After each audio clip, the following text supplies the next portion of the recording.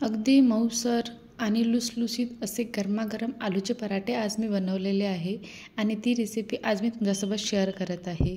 इतके सोप्या पद्धतीने आहे ना हे पराठे, अगदी कोणाला पण आवडेल आणि तुम्ही याला दह्यासोबत किंवा लोणच्यासोबत कशासोबत पण तुम्ही खाऊ शकता किंवा असेही सुद्धा खाल्ले ना तरी खूप मस्त वाटते. आणि टिफिनमध्ये मुलांना द्यासाठी तर ही बेस्ट रेसिपी वाटते मला, कारण की माझ्या मुलाला जास्त आवडते. पण नाही आवडत असेल ना तुम्हाला, तुमच्या मुलाला स्पेशली, तर दुसरी कोणती बनवू शकता. तर चला सुरू करूया आजची रेसिपी.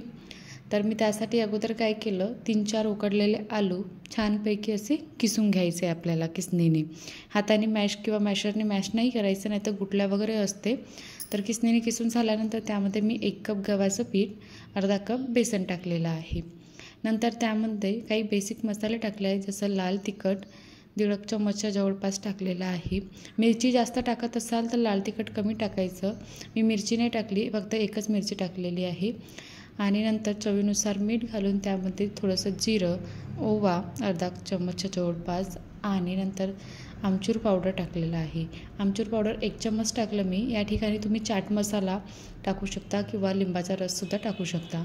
नंतर हळद टाकली अर्धा चम्मच, 1 चम्मच धनिया पावडर, 1 चम्मच जिरा पावडर, सोबतच एकच बारीक चिरलेली मिरची टाकलेली आहे मी आणि थोडंसं अद्रक आणि लसूण किसून घेतलेलं टाकलेलं आहे आणि सोबतच खूप सारा असा कोथिंबीरसुद्धा टाकलेला आहे.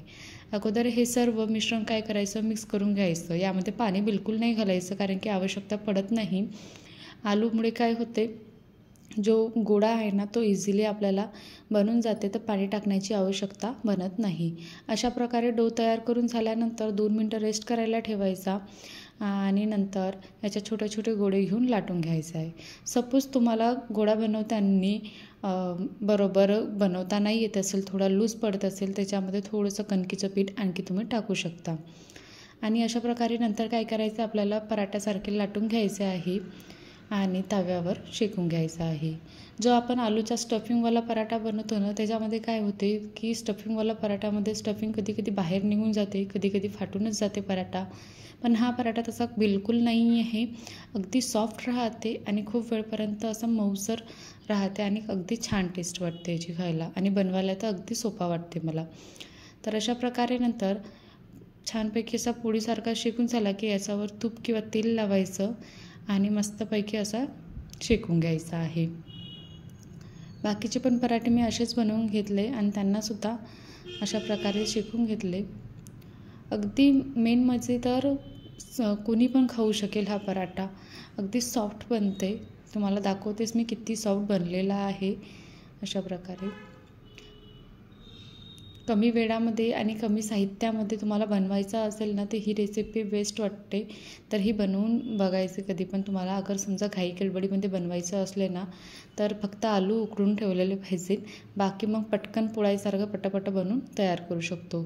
आणि मला तर लोणच्यासोबतच खायला आवडते. तुम्हाला चटणीसोबत किंवा दह्यासोबतसुद्धा आवडत असेल ना, त्याच्यासोबतसुद्धा खाऊ शकता तुम्ही किंवा असे पण सुद्धा खाऊ शकता. अशा प्रकारे मी सर्व पराठे तयार करून घेतलेले आहे आणि आजची आलूची पराठ्याची रेसिपी तुमच्यासोबत शेअर केलेली आहे. बघा, मी तुम्हाला दाखवते कशा प्रकारे सॉफ्ट झालेले आहे.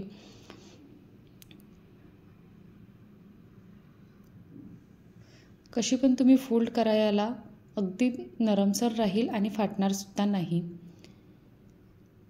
आणि कुठे आपण ट्रॅव्हल करताना पण नेतो म्हटलं ना, तरी खूप मस्त आहे. खराबसुद्धा होणार नाही लवकर. अशा प्रकारे कशी वाटली तुम्हाला आजची आलूच्या पराठ्याची रेसिपी? आवडली असेल ना, तर नक्की बनवून बघा आणि माझ्या चॅनेलला सबस्क्राईब करायला विसरू नका. अशाच रेसिपी बघत राहा आणि एन्जॉय करत राहा. थँक्यू. Bye bye. टाटा.